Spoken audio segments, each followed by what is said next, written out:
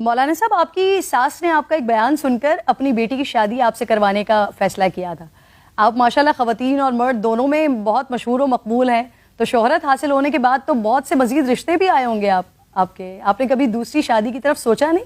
نہیں بیٹا، میری زندگی ایک کبھی عرش پر کبھی فرش پر، کبھی ان کے در کبھی در بدر، غم عاشقی تیرا شکریہ میں کہاں کہاں سے گزر گیا.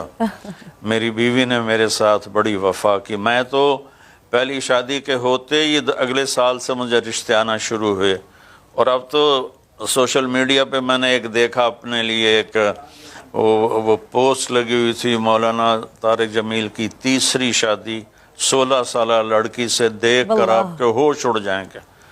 اس کمبخت نے صرف اپنی ریٹنگ لینے کے لیے یہ ایسی میری خبریں اڑتی رہتی ہیں. میری ایک ہی شادی ہے اور میں اس پر خوش ہوں اللہ کی ذات سے. کیونکہ اتنی وفاداری ہے اس لیے آپ نے کبھی سوچا نہیں اس طرف؟